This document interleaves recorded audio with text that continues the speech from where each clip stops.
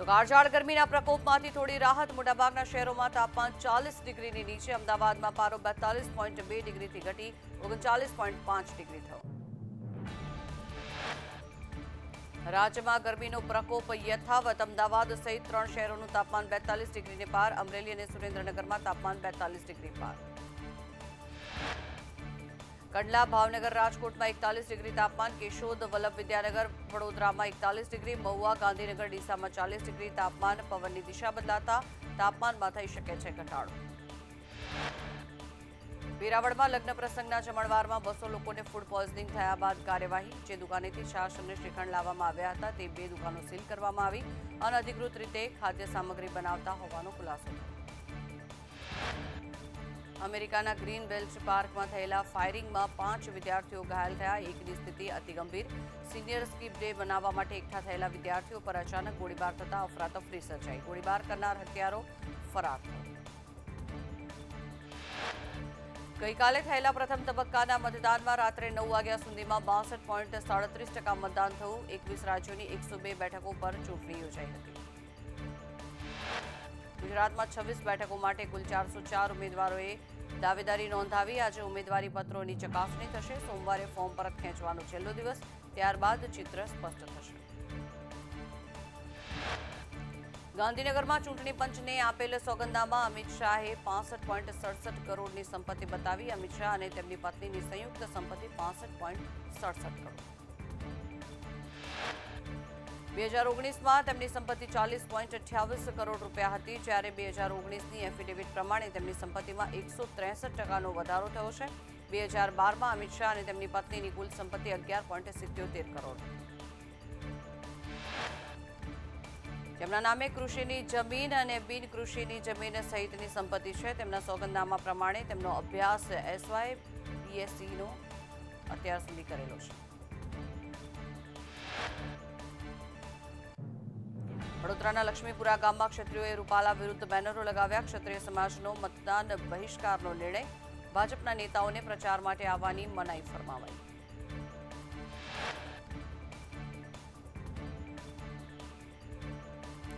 અમદાવાદમાં ગોતાના રાજપૂત ભવનમાં ક્ષત્રિયોની બેઠકમાં રૂપાલા સામે આંદોલન પાર્ટ 2 માટે રણનીતિ ઘડવામાં આવી ક્ષત્રાણીઓ એક દિવસનો ઉપવાસ કરશે આશાપુરા માતાના મળથી ધર્મરથ નીકળી ગામે ગામ ફરશે અને ભાજપ સામે વિરોધ કરશે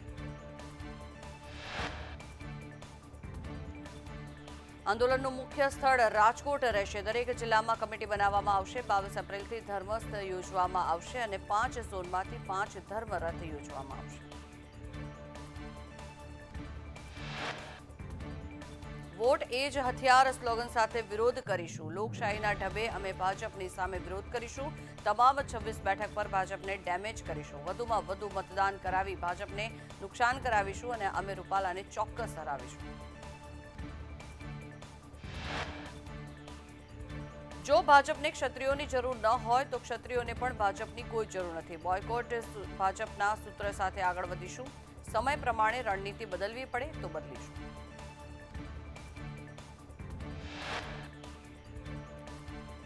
આંદોલન 2.0ની રણનીતિ ભાજપને હરાવવાની ભાજપના નેતાઓની સંયમ અને સિસ્ટમથી લોકશાહી ઢબે વિરોધ કરીશું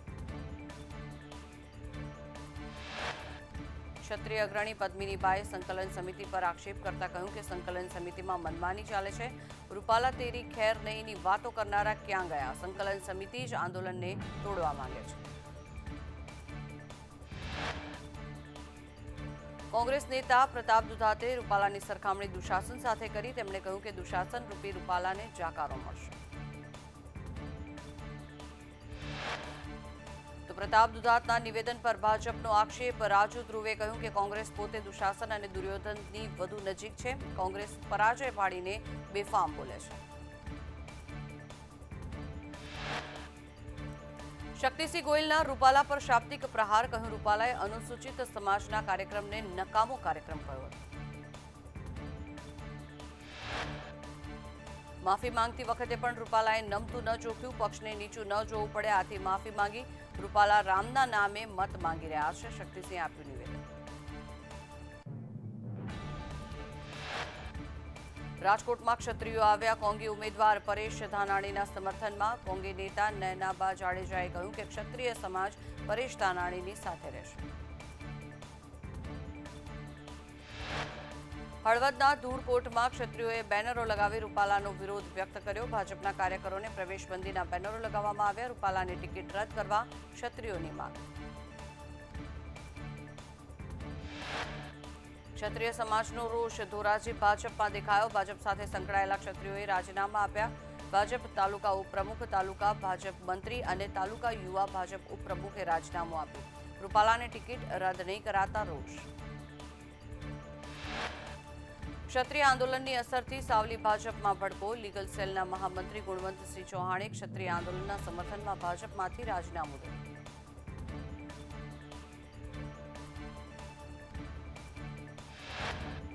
નવસારીના ઉમેદવારો વચ્ચે સામે આવ્યા રોચક દ્રશ્યો. ફોર્મ ભરતી વખતે નૈશદ દેસાઈએ પાટીલના કાનમાં કહ્યું, ફોર્મ ભરતી વખતે ભાજપ અને કોંગ્રેસના કાર્યકરો સામસામે સૂત્રોચ્ચાર.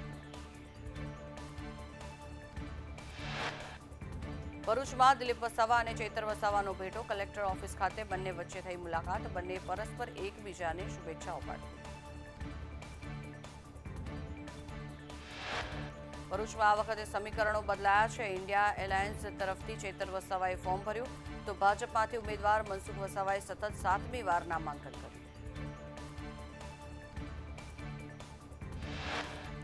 રાજકોટથી કોંગ્રેસના ઉમેદવાર પરેશ ધાનાણીએ ઉમેદવારી નોંધાવી. બહુમાળી ચોકમાં ધાનાણીની સ્વાભિમાન સભા બાદ કલેક્ટર કચેરીમાં ફોર્મ ભર્યું. પરેશ ધાનાણીએ કબા ગાંધીના ટેલે ગાંધીજી અને કસ્તુરબાને શ્રદ્ધાંજલિ અર્પી તો વળી વિશ્વકર્મા મંદિરમાં દર્શન કર્યા. રાજકોટથી રૂપાલા સામે પરેશ ધાનાણી મેદાનમાં. પરેશ ધાનાણીએ કહ્યું કે અહંકારી સરકાર સામે જનજનના સ્વાભિમાનની લડાઈ છે. આજે રાજકોટના પાદરથી શંખનાદ થયો છે. વડોદરા ભાજપ ઉમેદવાર ડોક્ટર હેમાંગ જોશીને મેન્ડેટ મોડું આવતા દોડાદોડી મચી ગઈ. 17મી આપવાનું હતું મેન્ડેટ, જે મોડું પડતા દોડાદોડી થઈ હતી. અંતે હેમાંગ જોશીએ મેન્ડેટ રજૂ કરતા ફોર્મ પૂર્ણ થયું. મોડું થવાને લઈને કલેક્ટર બિજલ શાહે નિવેદન આપ્યું કે મોડું થવાનું કોઈ કારણ જ નથી. બપોરે 3 વાગ્યા સુધી મેન્ડેટ સ્વીકારાશે. આજે તેમણે મેન્ડેટ સમયસર રજૂ કરી દીધું છે. નવસારી કોંગ્રેસ ઉમેદવાર નૈશદ દેસાઈએ ઉમેદવારી નોંધાવ્યા બાદ મડવાડથી દાંડી સુધી પદયાત્રા કરી અને નૈશદ દેસાઈએ પદયાત્રાને સત્યાગ્રહ ગણાવ્યો. દાંડી યાત્રા બાદ આવતીકાલથી પ્રચાર કાર્ય શરૂ કરશે નૈશદ ત્રિવેદી. જામનગરથી ભાજપ ઉમેદવાર પૂનમ માડમે ફોર્મ ભર્યું. ફોર્મ ભરતા પહેલા ઘરના વડીલોના આશીર્વાદ લીધા. વડીલોના આશીર્વાદ લેતા સમયે ભાવુક થયા.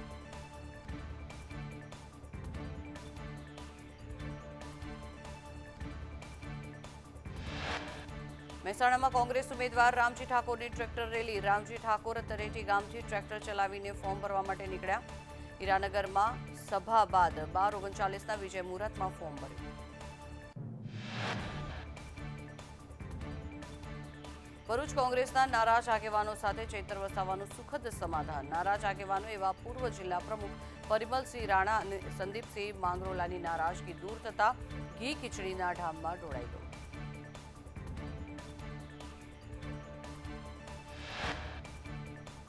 પંચમહાલ કોંગ્રેસના ઉમેદવાર ગુલાબસિંહે ગામ અને શહેરના બજારમાં દુકાને જઈને વેપારીઓ સાથે મુલાકાત કરી. વેપારીઓ સાથે મોંઘવારી અને રોજગારીને લઈ ભાજપ પર પ્રહાર કર્યા. બનાસકાંઠાના દાંતામાં ભાજપની બાઇક રેલી. ડોક્ટર રેખા ચૌધરીના સમર્થનમાં બાઇક રેલી યોજાઈ. બાઇક રેલીમાં મોટી સંખ્યામાં મહિલાઓ અને યુવાનો જોડાયા. જિલ્લા ભાજપ પ્રમુખ રેલીમાં હાજર રહ્યા.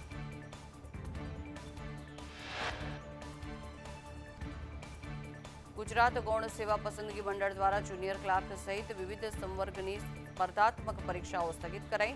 ચૂંટણીને લઈ પરીક્ષા મોકૂફ રખાઈ. આગામી 20, 21, 27 અને 28 એપ્રિલ અને 4 અને 5 મેના રોજ યોજાનાર પરીક્ષાને સ્થગિત કરવામાં આવી તો 8 અને 9 મેના રોજ યોજાનારી પરીક્ષા યથાવત રહેશે.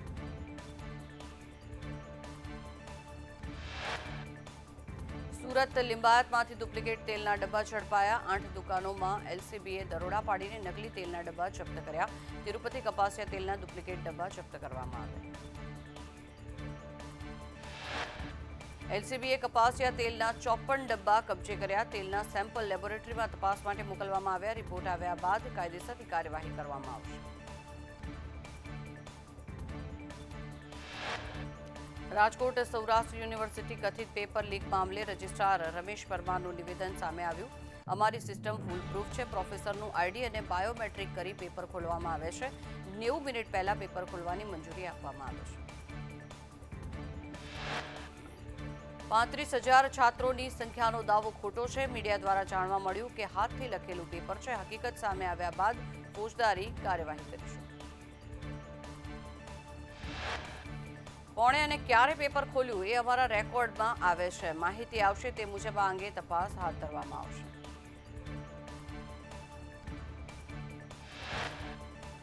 ઓગણત્રીસ જૂનથી અમરનાથ યાત્રાનો પ્રારંભ થઈ રહ્યો છે ત્યારે અમદાવાદમાં 4 સ્થળે મેડિકલ ચેકઅપ ચાલુ. Sola civil, Asarwa civil, LG hospital અને એસવીપીમાં મેડિકલ ચેકઅપની વ્યવસ્થા કરવામાં આવી છે. સુરેન્દ્રનગરના પાટડી તાલુકાના વિસાવાડી ગામે તારીખ 19થી ત્રિદિવસીય પ્રાણ પ્રતિષ્ઠા મહોત્સવનું આયોજન. વેરાઈ માતા, આશાપુરા માતા તેમજ નાગબાઈ માતાની શોભાયાત્રા. સુરેન્દ્રનગરના પાટડી તાલુકાના વિસાવાડી ગામે તારીખ 19થી ત્રિદિવસીય પ્રાણ પ્રતિષ્ઠા મહોત્સવ યોજાશે.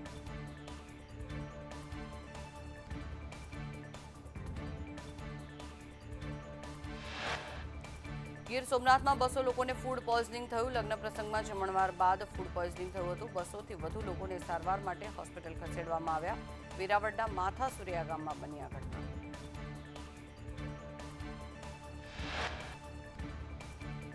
મધ્યપ્રદેશના દામોહમાં વડાપ્રધાન નરેન્દ્ર મોદીએ રેલીને સંબોધિત કરી. પીએમ મોદીએ કહ્યું કે દેશમાં મજબૂત સરકાર હોવી જરૂરી છે અને આજે દેશમાં ભાજપની એવી સરકાર છે જે કોઈથી ડરતી નથી અને કોઈની સામે ઝૂકતી નથી. ભારતે બ્રહ્મોસ મિસાઇલનો પહેલો સેટ મોકલ્યો. 2022માં ભારત અને ફિલિપાઇન્સ વચ્ચે $375 મિલિયન સોદા પર હસ્તાક્ષર કરવામાં આવ્યા હતા. આ જ ડીલના ભાગરૂપે બ્રહ્મોસ મિસાઇલનો પહેલો સેટ ફિલિપાઇન્સ મોકલવામાં આવ્યો. ભારતીય વાયુસેના અને ફિલિપાઇન્સમાં મિસાઇલો સાથેનું તેનું C-17 globe master cargo aircraft પણ મોકલી રહ્યું છે. આ મિસાઇલો ફિલિપાઇન્સ મરીન કોર્પ્સને આપવામાં આવશે. અનુપ્રિયા ભાર્ગવના નિર્દેશનમાં હમારે મોદીજી નામથી ગીત લોન્ચ થયું. ગુજરાતી, હિન્દી સહિત 8 ભાષામાં આ ગીત લોન્ચ કરવામાં આવ્યું.